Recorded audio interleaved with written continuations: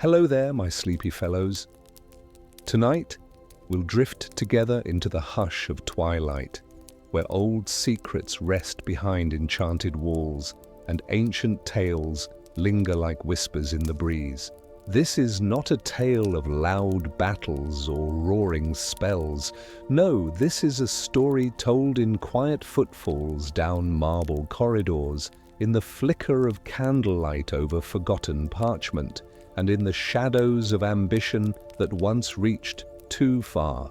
You may know the name Grindelwald, a name etched into magical history like a scar, remembered in trembling breath and wide-eyed stories. But tonight we shall not chase the thunder of his deeds. No, we will slip into the soft spaces between, the life behind the name, the gentle beginnings before the storm. You see, even dark wizards were once curious children, walking beneath the same stars you see now. And their tales too began in wonder, so close your eyes if you wish. Let your thoughts soften like snow on the rooftops of Hogsmeade.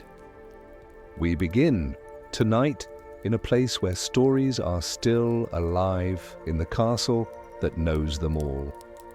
The great castle of Hogwarts stands, as it always has, perched high above the Black Lake like a slumbering giant draped in velvet shadows. It's early autumn now. The leaves have just begun to turn, casting amber reflections upon the glassy water. The sky is a lavender quilt stretching over the towers, and the windows of the castle glow warmly with golden light. Inside, the halls hum with the soft chatter of students returning from lessons. Candles float serenely through the corridors, their flames flickering in rhythm with the heartbeat of the old building. Somewhere far below, the kitchens are bustling with quiet clinks and fragrant steam, and the house elves are preparing another comforting supper. Tonight's story doesn't begin in the noise of the great hall, though. It begins in a quieter corner, in the library, where shadows stretch long between shelves of enchanted volumes. And at one wooden table near the window, an old book lies open beneath a dusty lantern, untouched for years until this moment. But before we open its pages, my gentle listener, if you find comfort here, in stories told beneath starlit arches and time-worn towers, consider subscribing for more quiet tales. You are always welcome here. Now, T, are you ready? Take a slow, deep breath. Let the warmth of the castle wrap around you like a spell. Let us turn the first page and begin to wander back to a time before he was feared, back to when he was simply Gellert. At the heart of this story, there was once a boy, bright, restless, and full of questions. His name was Gellert Grindelwald. Long before his name was carved into the darker corners of history, Gellert was just another student of Durmstrang Institute, a school shrouded in its own austere mystery, nestled somewhere far to the north, hidden by snow and spellwork. The cold winds that howled outside Durmstrang's stone walls often whispered secrets through its corridors, and young Gellert, sharp as frost and just as difficult to catch, was always listening. He had hair like burnished gold, swept messily to the side as if even his appearance refused to settle into order. His eyes, pale blue and striking, seemed to carry lightning in them, even when he was still. But there was a softness to his features back then, a boyish charm, yet hardened by ambition. He laughed easily, though rarely. And when he did, it was a sound that felt like a puzzle waiting to be solved. He was not alone in his curiosity. At that time, he was close to another, his distant cousin Bathilda Bagshot, the kindly author of A History of Magic. Though much older than Gellert, Bathilda saw something in the boy, a rare brilliance, a spark she hoped would shine toward greatness rather than consume him.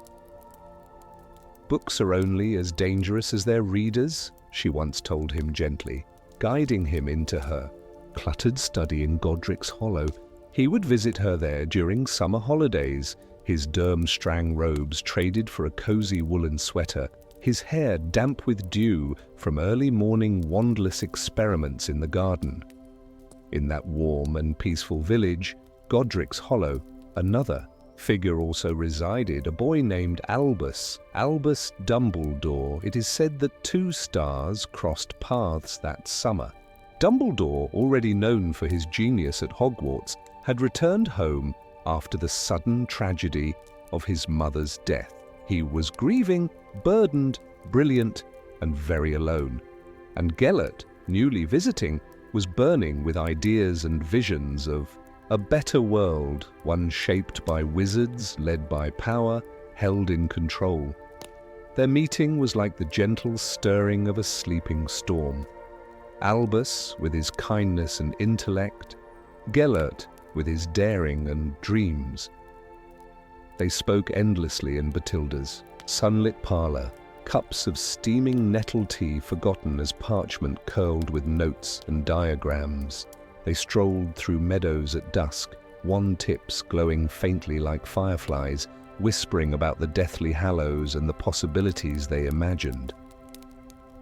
In those days, they were merely two young men, brilliant and hopeful, walking side by side, beneath ancient trees, before the world called them anything else.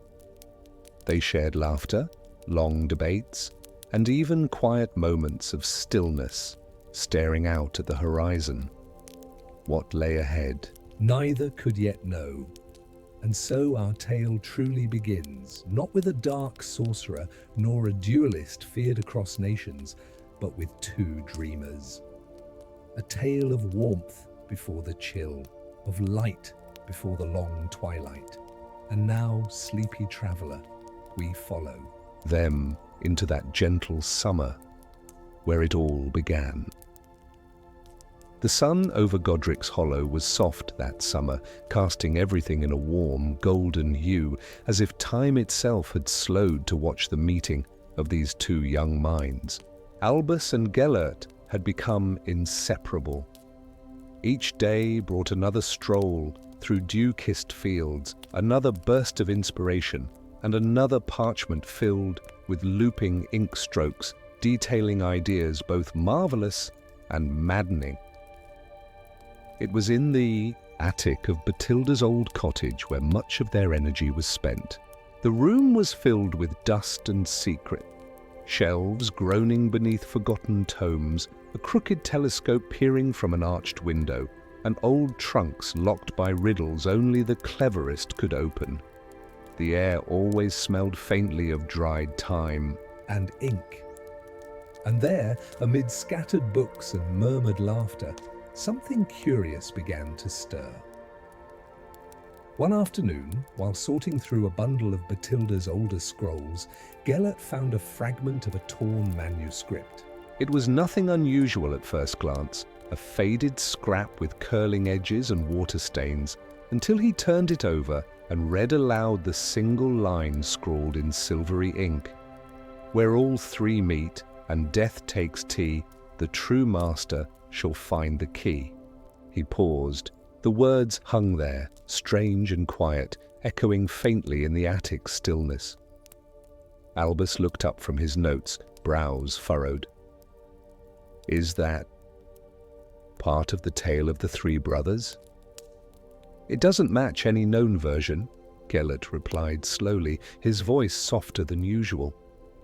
But it speaks of the Hallows, doesn't it? Where all three meet? They stared at one another. For weeks now they had been discussing the legend of the Deathly Hallows, how the Elder Wand, the Resurrection Stone, and the Cloak of Invisibility were rumoured to grant mastery over death itself. It was a story often dismissed as fairy tale. Nonsense! But to Albus and Gellert, who were both gifted beyond their years and hungry for truth, the Hallows were no bedtime story. They were a possibility. Gellert's fingers hovered over the parchment. This line, it's not just poetic. It's a clue. That night, the two of them returned to the attic, candlelight flickering in golden pools on the dusty floorboards.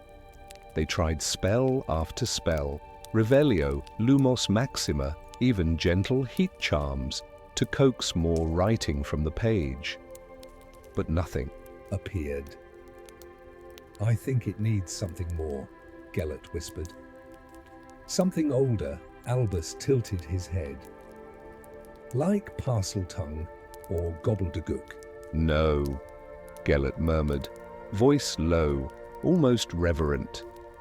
Like intent, like blood magic, a key left behind not for any wizard, but one who seeks with purpose. It was the sort of theory that would make most cautious minds retreat. But in the stillness of that attic, with the moonlight brushing the floor like silk, there was no fear, only wonder.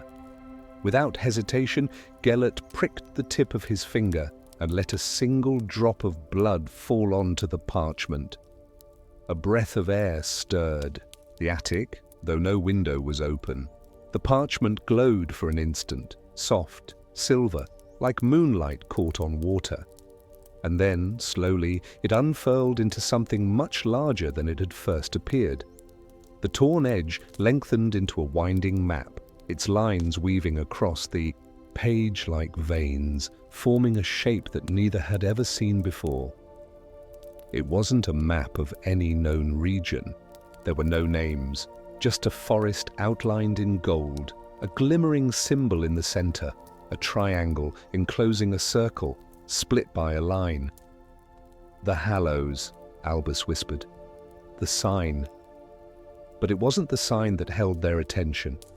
It was what shimmered faintly beneath it, a tower drawn in faint blue ink, half faded, with runes spiraling up its sides like ivy.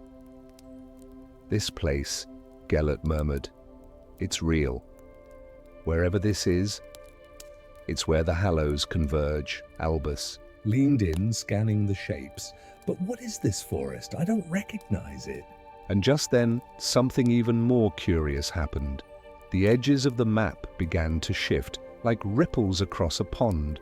The parchment itself pulsed, and the air in the attic thickened with a strange, expectant hum. "Do you hear that?" Albus said, his voice suddenly hushed. There, barely audible beneath the hush of the wind outside and the distant hoot of an owl, came a melody. A faint, lilting tune, like bells ringing far away. "It's coming from the map," Gellert breathed. "Look," and indeed the symbol at the center of the page began to glow. A small, pulsing light rose up from it, no larger than a firefly, and floated above the parchment, spinning slowly. The glow bathed their faces in a pale light. Neither moved, neither spoke. Then, with a sound like a sigh, the glow drifted toward the window and passed straight through the glass.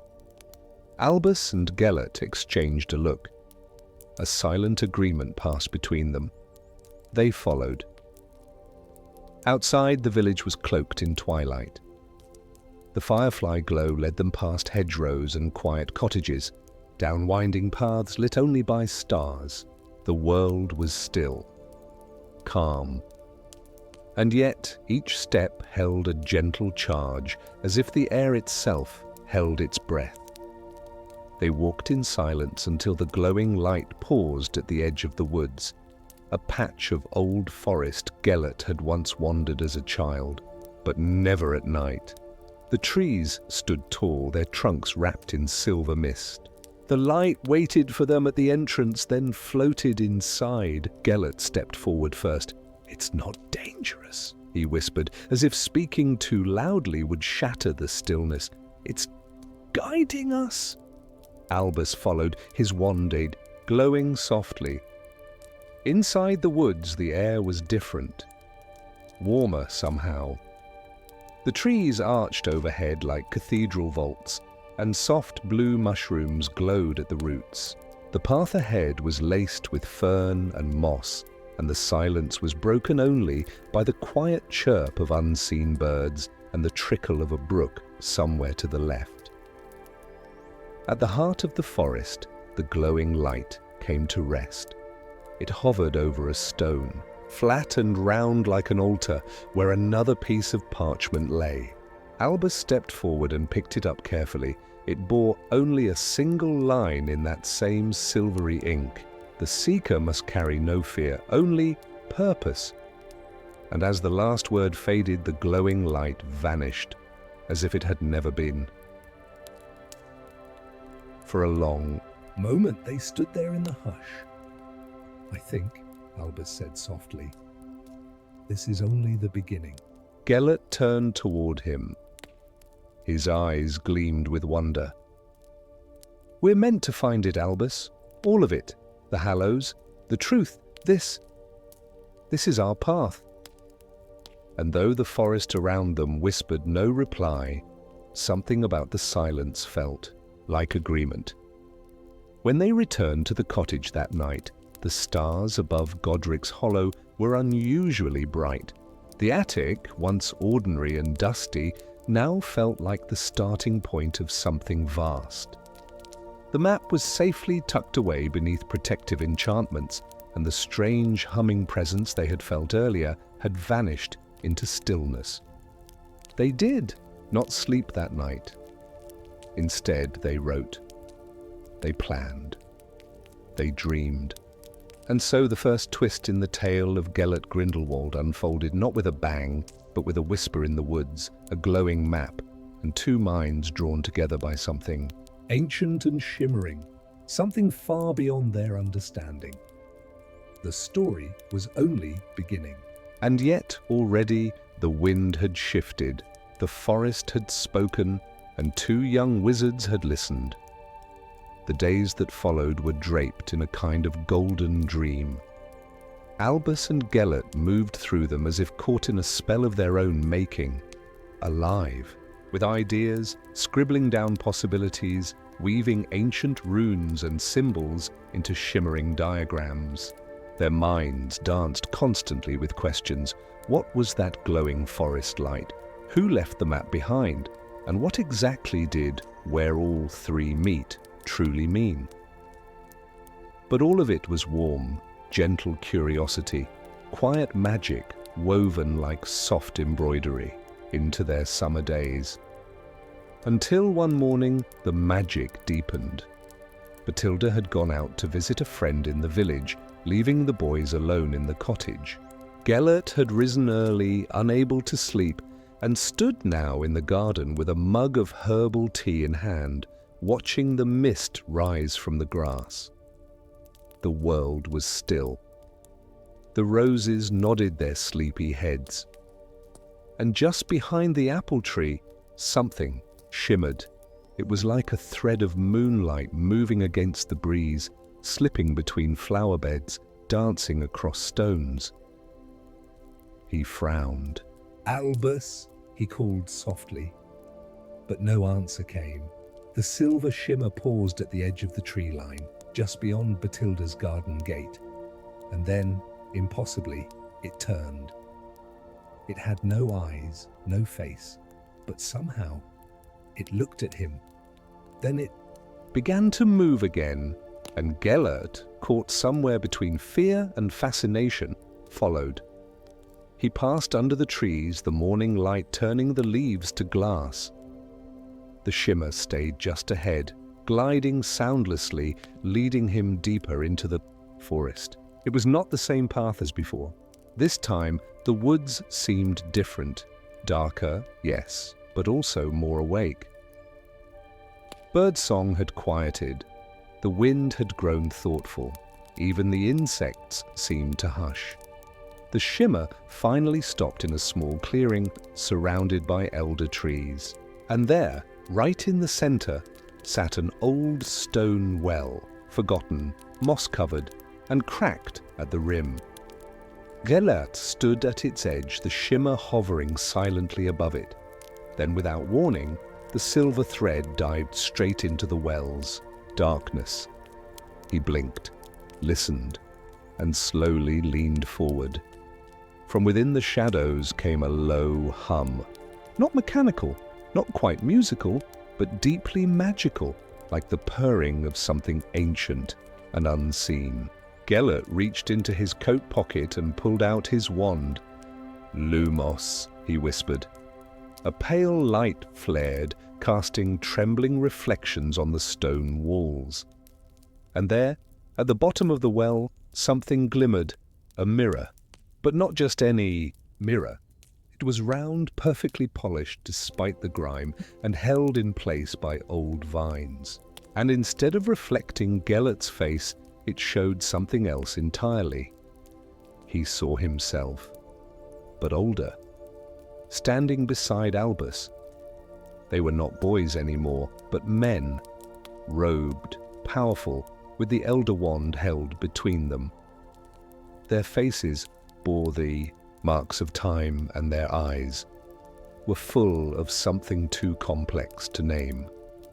A mixture of triumph and sadness, of closeness and distance. The image flickered. Now it showed another version of him, alone, standing in a ruined hall, shards of glass. Around his feet, in his hands, the elder wand again. But his face was different now, cold, lost, and utterly alone. The shimmer above the well pulsed faintly, as if responding to the mirror's magic. Gellert stepped back, breath shallow. "What is this?" he murmured. At that moment, footsteps crunched softly behind him. He turned. Albus stood at the edge of the clearing, wand lowered, brow creased in worry. "I followed the trail," Albus said. "I saw the shimmer too. It led me here."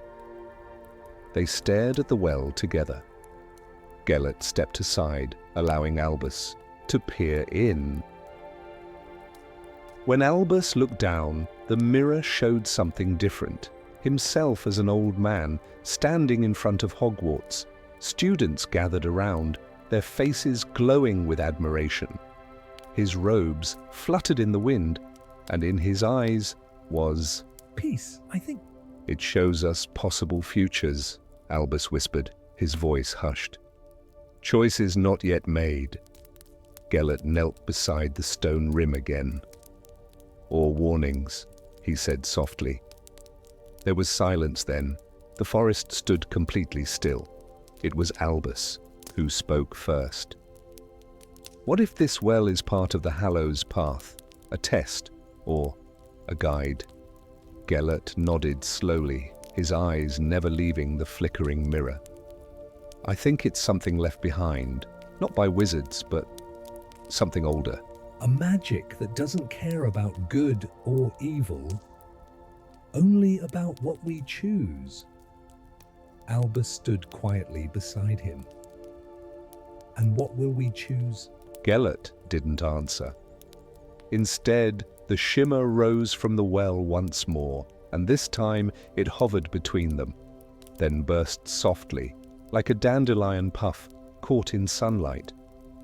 From its center, a small object fell. It landed in Gellert's hand. Was a stone, warm to the touch, smooth, black, and round, no bigger than a coin. Etched onto its surface were 3 tiny marks, a wand, a circle, and a cloak. The Hallows again. They both stared. "It's not the resurrection stone," Albus murmured, examining it. "It's something else.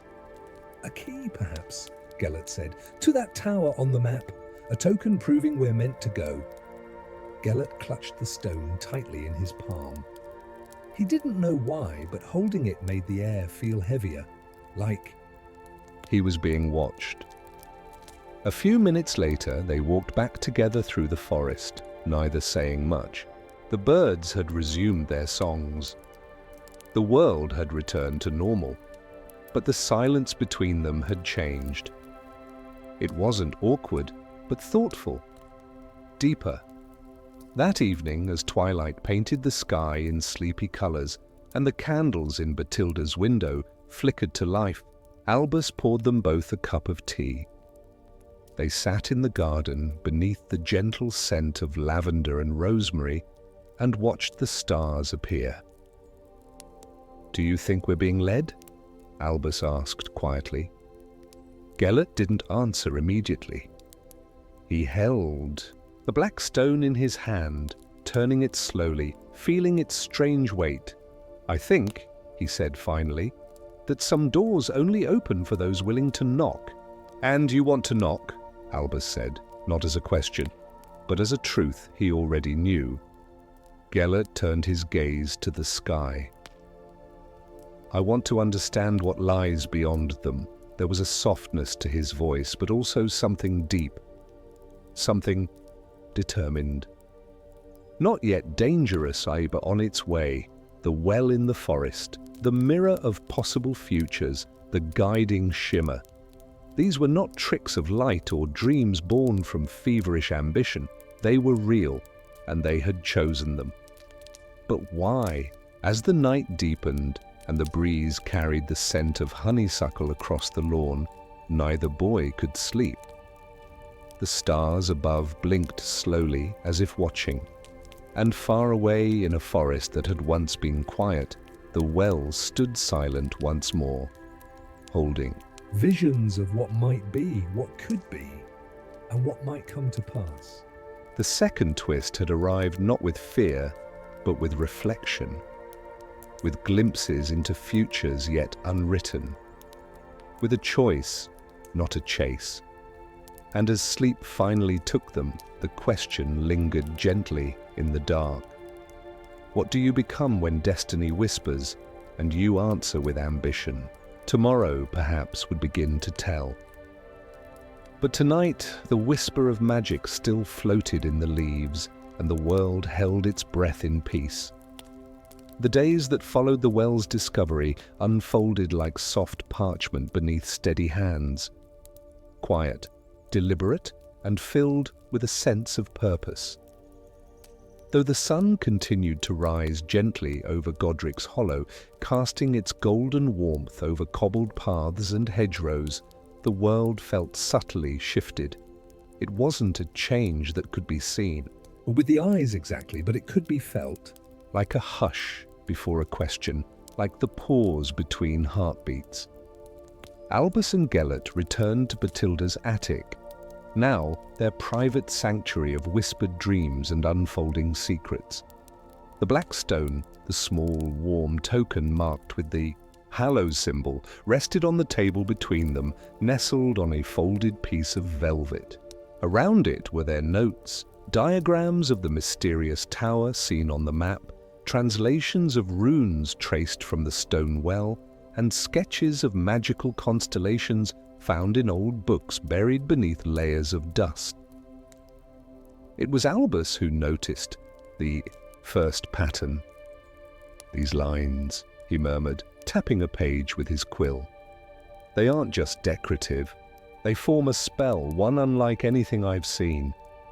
Gellert leaned closer, his brows furrowing in excitement. "A spell for what?" "I'm not sure yet," Albus admitted. "But look, they connect like pieces of a circle. I think it's some sort of summoning charm, or perhaps a door." "To the tower?" Gellert asked almost reverently. "Maybe." They sat in silence for a moment, the weight of the possibility pressing gently into the still air. That evening, they ventured once more into the woods, this time not to chase a shimmer, but to test a theory. At the base of the elder trees near the well, Albus drew the runic circle into the soft earth, each symbol carefully replicated from the script. Gellert placed the black stone in the center, and together they lit their wands, the twin beams of pale light illuminating the forest floor. "Ready?" Albus asked, his voice quiet but steady. Gellert gave a single nod. They spoke the incantation. In unison, the syllables old and round-edged like river stones shaped by time. The forest held its breath. Then the stone began to glow, not silver this time, but a deep, slow gold. like the last light of sunset held in the palm. From beneath it, the ground pulsed once, softly. The air shimmered like heat waves on a summer road, and then nothing. The light faded, the stone cooled, they looked at each other. That's it? Gellert asked, confused.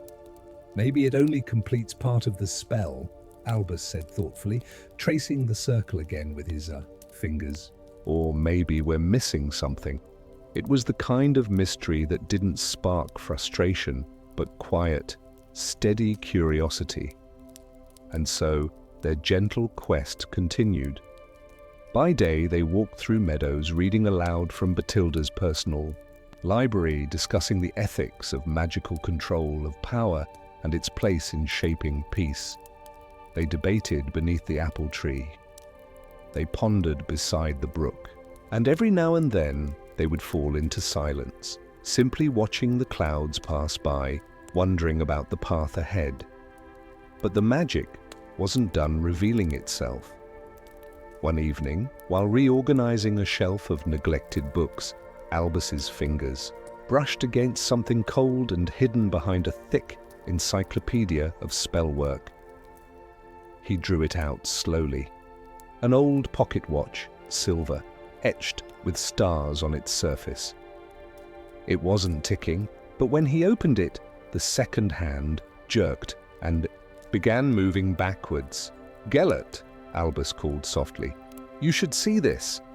They examined it carefully. The watch was beautiful, ornate, delicate, and clearly magical. Inside its lid was an inscription in Latin, "Tempus non linearis est." "Time is not linear," Gellert translated, his voice low. But more curious than the moving hands was what happened when Albus held the watch near the black stone. The stone responded, glowing faintly gold once more, and the map they had first discovered began to shift again, lines moving, as if the page was alive. This time, a new detail appeared, a small hourglass near the edge of the forest, barely visible before. Beside it, in tiny script, the word Eternum. "I think it's a location," Albus said, eyes alight. "Or perhaps a time." They knew they had to follow it. Early the next morning, they made their way into the forest again, guided now not by a shimmer, but by the markings on the enchanted map. The woods were familiar, yet subtly different, as if some enchantment had changed their shape, opening new paths to those who knew how to look. Eventually, they reached a clearing unlike any other. At its center stood a small stone pedestal, and atop it, a glass hourglass, ancient and delicate, its sand frozen in mid-fall. Carved around the base were the same runes found on the spell circle. When Gellert placed the black stone into the groove beside the hourglass, a soft humming began. The hourglass glowed, the sand started to move, and suddenly the forest around them seemed to fade, not vanish, but shift. The light changed first. What had been morning sun was now a dusky purple. The trees around them looked younger, the clearing larger. "We've moved?" Gellert asked, turning in place. "Through time," Albus whispered. It was not a leap through centuries, just a fold, a gentle bending. The forest they stood in was the same, and yet older, truer, untouched by recent years. Birds chirped songs they hadn't heard before, and the air carried a crispness as though the world had not yet been worn thin. It was beautiful, and there, in the distance, now visible through a thin veil of mist, they saw it, the tower, tall, pale and curved like a seashell, with runes carved into its spiraling form. It stood silent and waiting, like a thought half remembered. "I can't believe it," Gellert whispered. "It was never just a map," Albus said softly. "It was a guide through time." They approached slowly, reverently, as if disturbing the stillness might break the spell. But as they reached the tower's base, the door, ornate and ancient, remained sealed. Gellert tried every charm he knew. Albus spoke soft Latin incantations, but it would not budge. At last, Gellert reached into his coat and pulled out the black stone. He held it against the runes etched on the door, and something shifted. The tower pulsed once, as if acknowledging them, and though the door did not open, a panel beside it slid away, revealing a small, intricate lock shaped like the triangle of the Hallows. "We're not ready yet," Albus said. "Not yet," Gellert agreed. "But soon." They sat in the grass, leaning back against the base of the tower, looking up into its coiled, silent height. And for a while, they said nothing at all. The suspense that followed was not urgent or dark. It was the kind that felt like the breath before an answer, the silence before a truth. Gentle, patient, filled with wonder. Something was waiting for them. Not danger, not doom, just choice. And as the stars blinked slowly to life above the forgotten tower, Albus and Gellert, still boys, still dreamers, rested quietly beneath the weight of what might one day come. The path was long, the tower sealed, but they had been invited and they had heard the call. The days that followed their journey through time and the discovery of the silent tower were spent in thoughtful exploration, both of the forest and of themselves. There was no rush, no immediate spell to be cast, no door to be forced open. Instead, a quiet understanding settled between Albus and Gellert. They were standing on the threshold of something vast and ancient, and it would reveal itself not through haste, but through patience. Each morning, they returned to the tower. Not to try the lock again, but to observe, to listen. They traced the carvings etched into the stone, catalogued the changing shapes of the runes depending on the light, and sketched the base in painstaking detail. The tower seemed to breathe with the rhythm of the forest around it, its pale exterior, catching different colors depending on the time of day. At dawn, it glowed like pearl. At dusk, it shimmered like smoke. It was Gellert who noticed first that the runes around the tower base shifted slightly at moonrise. "They're not static," he whispered one evening as the crescent moon lifted gently above the trees. "They respond to cycles, lunar perhaps." Albus nodded slowly. "Or time-based wards, protective magic, built to reveal the entrance only at certain moments."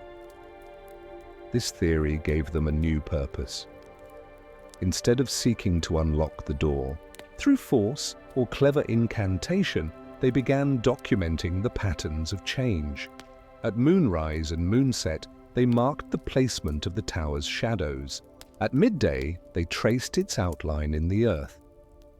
The black stone, when placed near different symbols, glowed with varying intensity, sometimes silver, sometimes gold, once even a soft violet hue.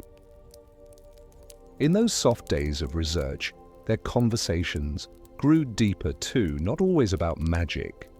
They spoke of the future, of the world beyond Godric's Hollow. Albus shared his dreams of international cooperation between wizards, his belief in uniting magical and non-magical communities.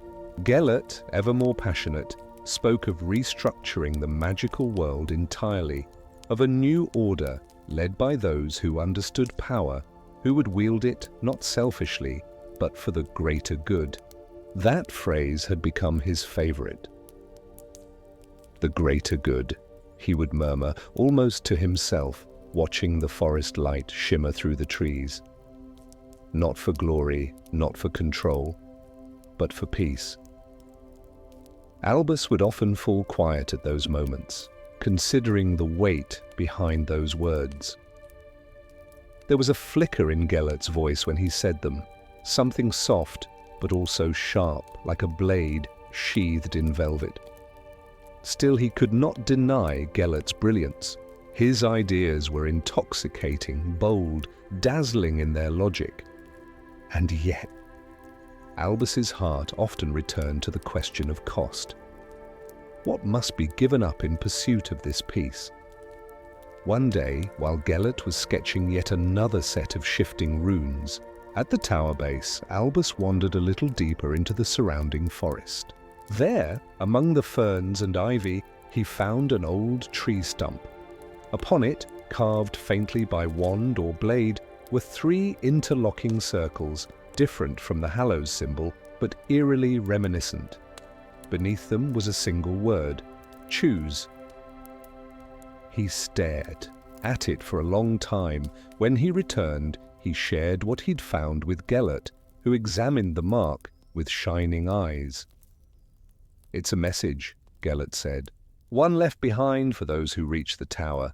Choose. It means the door won't open with spells. It opens with intent." Albus raised a brow. "You mean we have to decide something before we're allowed in?" Gellert's eyes gleamed. "Yes, we must make a choice, not just about magic, but about who we are." And so began a new phase of their journey. They stopped trying to open the tower. Instead, they began reflecting, writing. Each kept a small journal chronicling thoughts, fears, desires. Gellert's pages were filled with visions, plans for a world without chaos, without hiding. Albus's entries were quieter, more questioning, contemplating love, responsibility, and the tension between brilliance and burden. Some days they would read aloud to each other from these pages, sitting beneath the tower with cups of tea, surrounded by the sleepy hum of the forest. Once, as dusk painted the trees gold, Albus closed his journal and looked across at Gellert. "If the tower asked you to give up your magic to enter," he asked softly, "would you do it?" Gellert tilted his head, thoughtful. "I don't think that's what it wants. I think it wants clarity. A true answer to what you're willing to do and why." Albus nodded slowly. "Then it would know my answer even before I spoke it." Their conversations became gentler then, tinged with reflection rather than ambition. One afternoon, a soft breeze stirred the parchment laid across their work table, flipping a page they had not touched for days. It was the page containing the very first rune from the well. The symbol glowed faintly. Without a word, Albus placed the black stone upon it. Gellert, watching silently, reached into his pocket and added the silver watch. The moment they did, the map on the table changed again. This time, the tower didn't shift. Instead, a single rune at the top of the parchment transformed into a door shape, and the word "ready" appeared beneath it. They sat in stillness. It was not the spell. It was not the wand work. It was the choosing. They weren't ready because they knew how to unlock the door. They were ready because they had walked the path, through wonder, through vision, through the quiet asking of who they were becoming. That evening, as the forest hushed and the sky dimmed into indigo, they stood once more at the base of the tower. The runes around the door pulsed softly, not with power, but with recognition. They had made their choice. The door remained closed for now, but something in the air shifted. A promise, a whisper of the next chapter, waiting patiently just beyond reach. And beneath the fading light, 2 young wizards stood side by side, changed not by what they had found, but by what they had chosen to seek. It was just before dawn when it happened. A faint mist lingered over the clearing, and the first hints of morning light filtered through the trees like pale golden threads. The air was cool and silent, so quiet in fact, that it felt as though the forest itself were holding its breath, waiting for something. The tower stood just as it always had, coiled upward like a spiral seashell of stone, silent and unmoving. But this morning, there was something different in the stillness. A feeling in the air, a soft pull at the edges of consciousness. A calling. Albus was already awake, sitting cross-legged beneath the base of the tower, watching the mist curl around the grass. Gellert soon joined him, still blinking the last remnants of sleep from his eyes, his hair tousled and his cloak trailing dew. "Couldn't sleep either?" Albus asked, gently. Gellert shook his head. "There's something in the air today. It feels expectant." They didn't speak for several moments after that. Instead, they sat in the hush together, two minds brimming with thoughts, with wonder, with questions still unanswered. And then, just as the sun's rim peeked over the horizon, the runes along the base of the tower began to glow. First faintly, like starlight on water, then stronger, warming from silver to amber, and finally to a soft, deep gold. The black stone in Gellert's pocket pulsed in response. The silver watch Albus carried began to tick forward, then backward, then stopped entirely. They both stood slowly, heartbeats calm but steady, as if they already knew what was about to happen. The door of the tower didn't creak or swing or burst open. It simply folded away, dissolved like mist in sunlight. One moment it was solid stone. The next it was gone, revealing a spiral staircase curling up into soft, amber light. Neither of them spoke. Together, they stepped inside. The air within. The tower was warmer than expected, not just in temperature, but in sensation. It felt like stepping into memory. The staircase wound upward, smooth and ancient, every step echoing like a soft whisper. On the walls were murals moving like living frescoes, depicting magical history not recorded in any book they had read. They saw visions of ancient wizards meditating beneath stars, of runes carved into mountaintops, of a single figure cloaked in twilight, holding what looked to be the Elder Wand. And then they reached the top. It was a circular chamber, wide and open to the sky. A soft breeze moved through it, and in the center of the room stood a single pedestal of stone. Upon it lay a shallow basin filled with a shimmering liquid light that moved like clouds across a calm sea. Albus stepped forward first. "A pensive," he whispered, "but different. I've never seen one like this." Gellert stood beside him, gazing down into the swirling light. "Do you think it holds memories?" Albus dipped his fingers into the basin, and the world changed, not with sound or light, but with stillness. Suddenly, they were standing not in the tower, but in a vast, endless white space. The stars were above them, though there was no sky. Below, soft mist swirled, and in front of them stood a figure, not a ghost, not a person, but something else. The figure had no distinct features. Its robes were made of stars, and its eyes were like pools of calm water. It regarded them not with judgment, but with a profound stillness that seemed to see straight through to the center of their being. "You seek the Hallows," the figure said, though its voice was not heard. It was felt, like warmth. Like a quiet thought passed between them. Gellert nodded slowly. "You seek mastery over death," it continued, turning slightly toward Albus now, "and understanding of life." Albus and Gellert said nothing. They listened, The figure gestured, and 3 symbols appeared in the air between them: the wand, the stone, and the cloak. The Deathly Hallows! Each grants power, the voice said, but only one grants peace. They looked at the cloak. Mastery of death.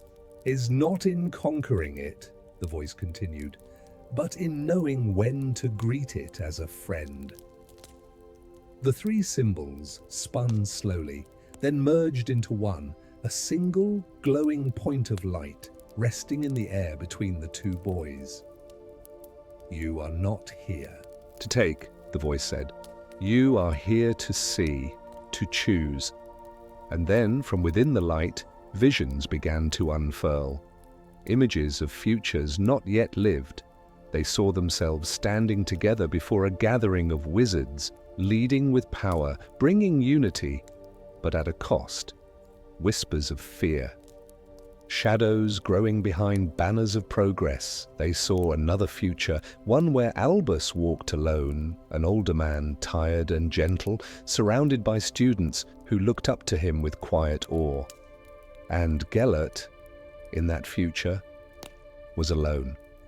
Powerful, yes, but standing in the cold echo of everything he had left behind. Then another image. The 2 of them. Older still, sitting on a bench beneath the cherry trees, speaking not of power, but of forgiveness. The visions faded, the voice returned. The world will follow the choices you make, it said gently. But your truest power lies not in changing the world, but in knowing yourself. The light dimmed, and the next moment, they were back in the tower, standing in the golden chamber, the light in the basin now still. Gellert looked at Albus. His eyes were quiet now, not dulled, but softer.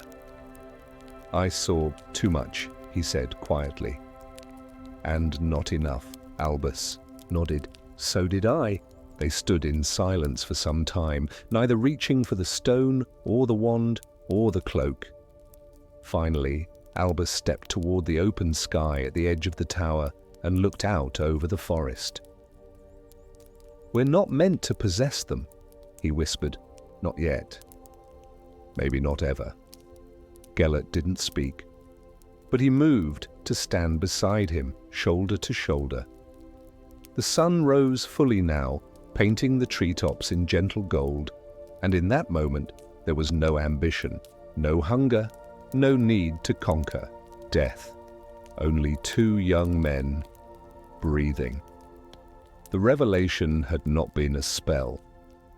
It had been a mirror, one that asked no questions and gave no answers, only the truth of who they were and who they could become. It would take years for that truth to bloom fully. But in the stillness of the tower, they had been given a glimpse, and it had changed everything. They left the tower as the morning sun filtered softly through the trees, casting long golden beams across the forest floor. The door had closed behind them, not with finality, but with a gentle exhale, as though the tower had offered what it was meant to offer, and now returned to its long, watchful slumber. The path back to Batilda's cottage was slow and quiet. No spells were spoken, no plans were made. The map, the black stone, even the silver watch, all had become still, their magic folded away for now, resting like autumn leaves waiting for a new season. The forest, too, seemed more peaceful, as though its purpose had been fulfilled, and it could now return to being simply forest. Albus and Gellert walked side by side through soft moss and low morning fog. Birds chirped again from high in the trees, and the air smelled faintly of lavender and soil. Each step they took back toward Godric's Hollow carried with it the weight of understanding, not a heavy burden, but a thoughtful, quiet presence. They had seen themselves not only in the mirror's reflection or the tower's visions, but in each other. In silence, in choice. When they arrived at the edge of the village, the rooftops of the cottages were bathed in golden morning light, and the chimneys curled lazy trails of smoke into the sky. Bathilda's home stood unchanged, the curtains gently fluttering in the open upstairs window. Inside, a kettle whistled. Bathilda greeted them with her usual sleepy smile, asking nothing more than, "Did you boys enjoy your walk?" Albus smiled gently and nodded. "We did." They sat down to breakfast in the cosy kitchen, the scent of toast and warm tea filling, the space like a comforting charm. Gellert added a spoonful of honey to his tea and stirred slowly, the golden spiral mirroring the shape of the tower. The conversation stayed light. Bathilda spoke about a new book she was researching, and Albus asked after her herb garden. Gellert, quieter than usual, listened more than he spoke, watching the steam rise from his cup. Later that day, they returned to the attic, not to chase magic, but to organize what they had found. The parchment maps were rolled and tied, the notes carefully stacked, and the enchanted watch was placed gently into a velvet-lined box, its ticking finally still. The black stone was wrapped in silk and sealed away in a drawer, not out of fear, but out of reverence. As the sun set that evening, painting the world in dusky rose and amber, Albus and Gellert sat once more in the garden, the sky above them, streaked with the soft brush of twilight. "Do you regret it?" Albus asked quietly, not looking away from the sky. Gellert was quiet for a long moment before answering. "No, but I see now that power without understanding is an empty pursuit. I was searching for control, but the tower showed me something deeper." Albus nodded. "It showed us who we could become and what we might leave behind." They sat in silence, watching the first stars begin to blink gently into the sky. The breeze was soft, brushing through the rosemary and mint. Somewhere far off, an owl hooted. Eventually Albus stood. "Tomorrow I think I'll write to Nicholas Flamel. He once spoke of ancient magical structures like that tower. Perhaps he'll know more." Gellert looked up at him. "And I think I'll travel north again, back to Durmstrang. There's still so much I want to learn. But slowly, this time," Albus smiled. "One step at a time, as the sky deepened into velvet blue and the village settled into slumber. The two boys parted with a soft goodbye, no promises, no grand farewells. Just an understanding that they had touched something eternal, and it had left its mark not only on their wands, but on their hearts. And so the magic did not end with a spell or a victory, but with calm, with stillness, with two souls changed not by the hallows they sought, but by the quiet truths they found instead. The world outside slept peacefully, and within that peace, the tale of Gellert Grindelwald and Albus Dumbledore folded itself gently into the pages of time. And now, my dear sleepy fellow, the tale winds to a close. The fire has burned low in the hearth, and the candle's flame flickers softly, casting long shadows across the worn floorboards of our little storytelling space. Outside, the stars have taken their place in the sky, each one a quiet witness to stories long forgotten and truths still whispered in dreams. The journey we shared tonight was not one of loud triumphs or dramatic endings, but of subtle magic, quiet choices, and the gentle discovery of self.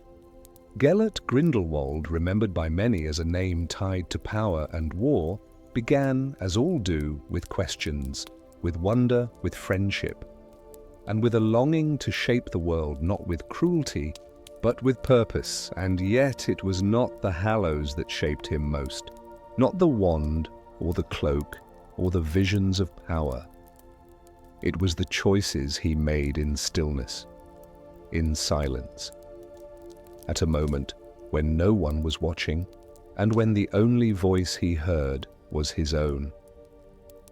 Perhaps that is the truest magic of all, learning to listen not just to the world, but to the quiet stirrings within ourselves.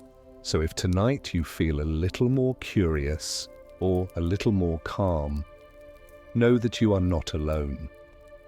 The world is wide and filled with stories like this one, hidden behind towers of time, nestled in the hush of forgotten forests, and glowing faintly in dreams waiting to be remembered.